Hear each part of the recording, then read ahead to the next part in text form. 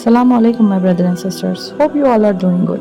Imagine standing in front of Allah subhanahu wa ta'ala on the day of judgment, and Allah subhanahu wa ta'ala asks us, how do you use my time? In Islam, time is one of the most precious blessings Allah subhanahu wa ta'ala has given us. But how often do we find ourselves delaying things, putting off tasks, and wasting time? We all struggle with procrastination. In this video, I will talk about what it happened and how Islam teaches us simple ways to overcome it so we can make best of our time and use it properly. My brothers and sisters, in today's world, procrastination become a dreadful disease.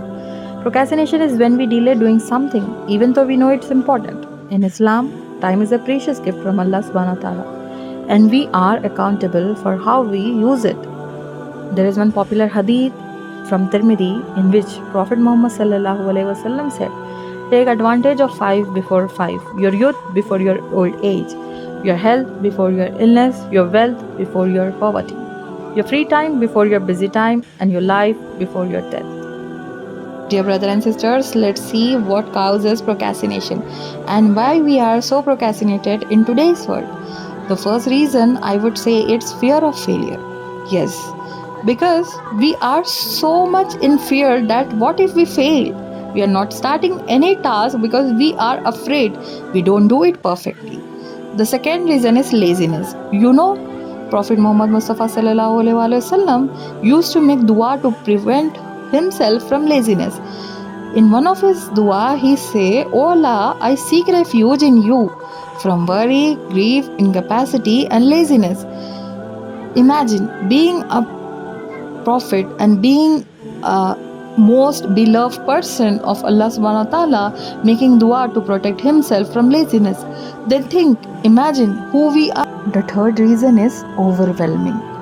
When tasks seem too big, we feel overwhelmed. Islam teaches us to rely on Allah subhanahu wa ta'ala and take things step by step.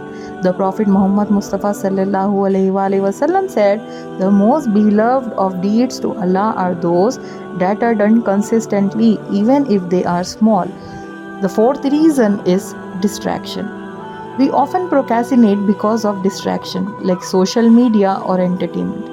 Islam emphasizes focus and mindfulness in all our actions.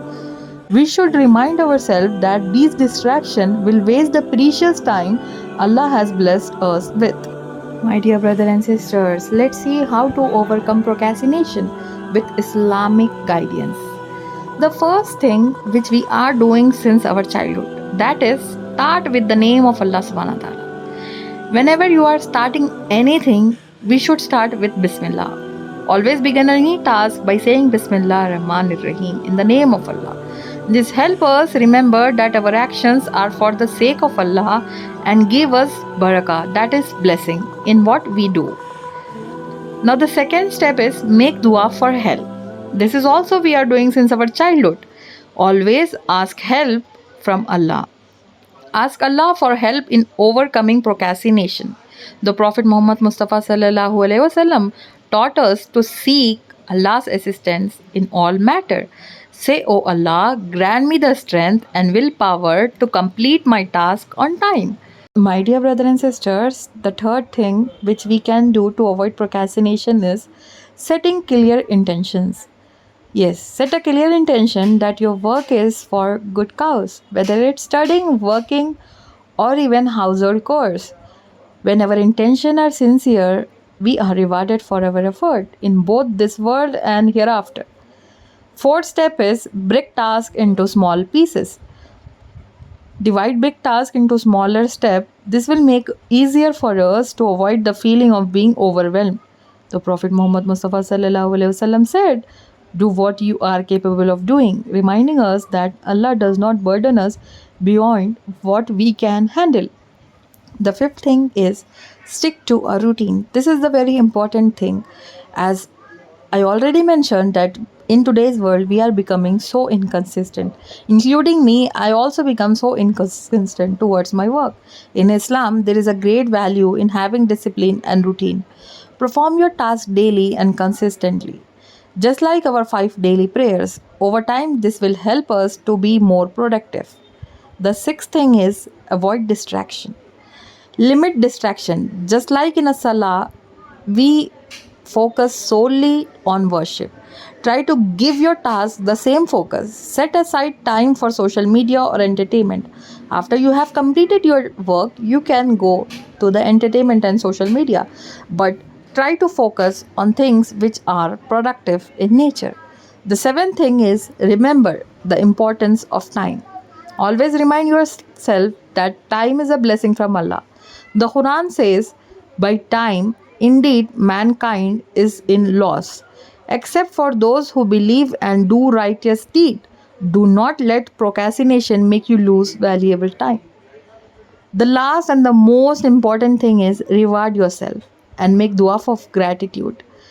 Once you have completed your task, reward yourself with something you enjoy. You can have a piece of cookie, you can have a piece of cake, you can have a talk with your favorite person. You can do anything which make yourself feel rewarded. You must feel rewarded. That's the thing. That's the important point of this step. And ask gratitude, or as you know, gratitude encourages us to keep moving forward. Now, there are many more ways which we can do to avoid procrastination, but if I include every single step, every single way in this video, then it will become very big. So, I would like to conclude today's video by saying overcoming procrastination take effort. We must put our effort, but by following this simple step with Islamic guidance, we can use our time wisely and be more productive in both this world and the hereafter. If you found this video helpful, please like, subscribe, and share your own tips for beating procrastination in the comments below. Remember, every small effort is rewarded by Allah.